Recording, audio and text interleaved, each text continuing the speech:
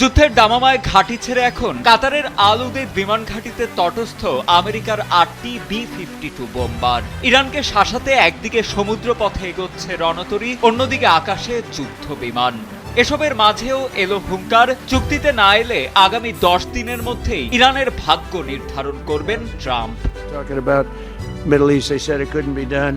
তবে থেমে নেই ইরানও। আমেরিকার এই পারমাণবিক হুমকির জবাব দিতে ওমান সাগর আর উত্তর ভারত মহাসাগরের বুক চিরে শুরু হয়েছে ইরান ও রাশিয়ার যৌথ মহড়া। ভূরাজনৈতিক থিঙ্ক ট্যাঙ্ক গ্লোবাল সার্ভেইল্যান্স এই মহড়াকে বর্ণনা করেছে একটি আকস্মিক পদক্ষেপ হিসেবে। রাশিয়ার শক্তিশালী করভেটস তোইস্কি এখন ইরানের বন্দর আব্বাসে। হেলিকপ্টার থেকে রশিবে কমান্ডোদের রণতরীতে নামার দৃশ্যই জানান দিচ্ছে এটি স্রেফ মহড়াই নয়, বরং শান দেয়া হচ্ছে ঢাল তলোয়ার।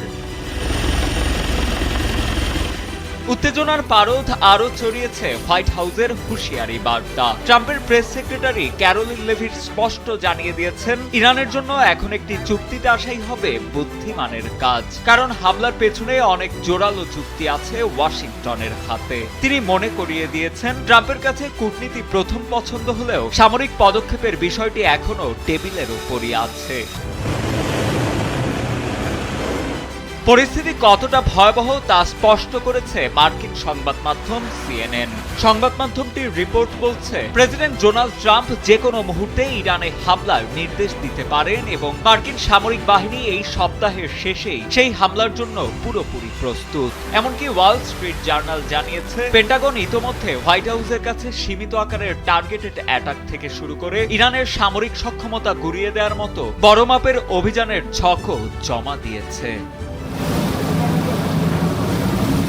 অন্যদিকে ইরানও হাত গুটিয়ে বসে নেই। গ্লোবাল আপডেটের স্যাটেলাইট চিত্রে দেখা গেছে, ইরান তাদের আকাশসীমায় রেড অ্যালার্ট বা নোতাম জারি করেছে। ওমান সাগরের দিকে ধাবমান ব্যালিস্টিক মিসাইল পরীক্ষার এই সংকেত মূলত তেহরানের সামরিক সক্ষমতারই বহিঃপ্রকাশ।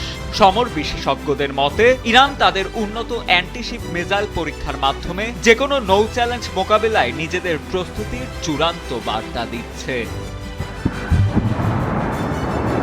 কদিন আগেই ইরানের সর্বোচ্চ নেতা আয়াতুল্লাহ আলী খামেনি সরাসরি হুঁশিয়ারি দিয়ে বলেছিলেন, মার্কিন সামরিক বাহিনী এমন এক আঘাত পেতে পারে যা থেকে তারা আর কোনোদিন উঠে দাঁড়াতে পারবে না। পরিস্থিতি এতটাই বেগতিক যে যুদ্ধের এই ক্ষণঘটায় বড় ধরনের ধস নেমেছে মধ্যপ্রাচ্যের শেয়ার বাজারেও।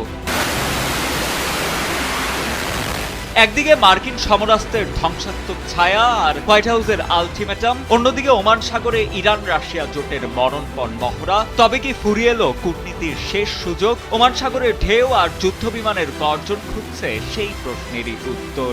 তবে উত্তেজনার এই উত্তাপ ধীরে ধীরে বিশ্বজুড়ে ছড়িয়ে পড়তে পারে বলেও শঙ্কা প্রকাশ করছেন আন্তর্জাতিক বিশ্লেষকেরা।